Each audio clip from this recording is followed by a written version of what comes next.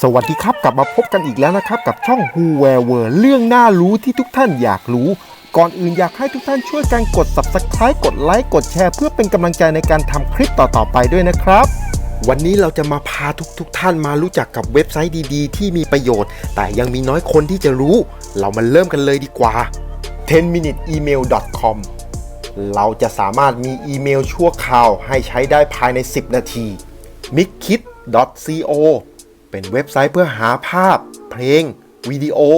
เสียงเอฟเฟกต์เอามาใช้ได้ฟรีโดยไม่ติดลิขสิทธิ์ shotlyai.com เป็นเว็บไซต์ที่เขียนบทความให้เราโดยอัตโนมัติเพียงแค่เราเริ่มต้นพิมพ์2บรรทัดแรกแล้วมาคลิกที่ Write for me ที่เหลือหลังจากนั้นโปรแกรมจะเขียนให้เราโดยอัตโนมัติ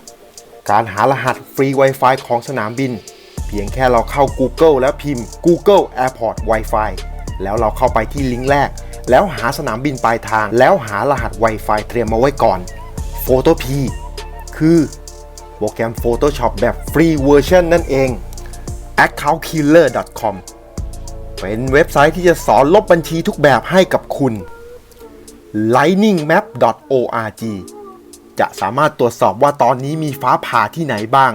เหมาะสำหรับคนที่ชอบสาบานเป็นอย่างยิ่ง camel.com ช่วยในการติดตามราคาสินค้าใน Amazon และจะแจ้งเตือนทันทีที่มีโปรโมชั่นดีๆ Mount Everest 3D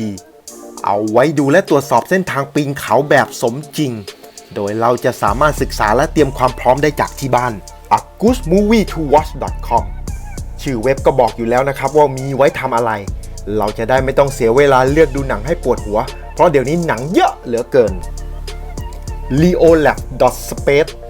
เราจะสามารถติดตามตรวจสอบดาวเทียมทุกดวงได้อย่างเรียลไทม์ Muscle Wiki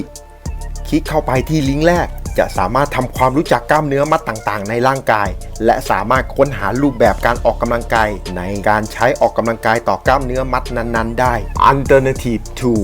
เป็นเว็บไซต์ที่แนะนำซอฟต์แวร์ทางเลือกต่างๆ podcastel.ai คลิกเข้าไปที่ลิงก์แรกและเลือกที่ Revoice แล้วคัดลอกข้อความมาวางลงใน Podcastel และคลิก Generate มันจะสร้างพอดแคสต์ขึ้นมาให้เราโดยอัตโนมัติ $80 เว็บไซต์ที่ช่วยให้คุณแจ้งเกิดใน IG หรือ TikTok โดยการแนะนำโพสต์ไวรัลต่างๆและให้คุณมีส่วนร่วมกับมัน fire.com เข้าไปที่ลิงก์แรกจะสามารถหาฟรีแลนซ์ที่รับงานต่างๆได้และเรายังสามารถกรองคนที่เราต้องการและสามารถสร้างราคาได้ทันทีระยะเวลาตอบกลับและงานที่เราเคยทำ futureme.org เอาไว้เขียนจดหมายถึงตัวเองในอนาคตเราสามารถเลือกได้ว่าจะให้ส่งกลับมาหาเราภายใน3ปี5ปี broidthefrog.com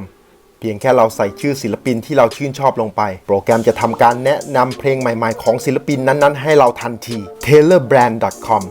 คลิกเข้าไปที่ลิงก์แรกเราจะสามารถทำโลโก้ได้แบบมืออาชีพหากเพื่อนๆชื่นชอบสาระและเนื้อหาของช่องของเราช่วยส่งความคิดเห็นลงที่ใต้ช่องคอมเมนต์ด้านล่างคลิปด้วยนะครับ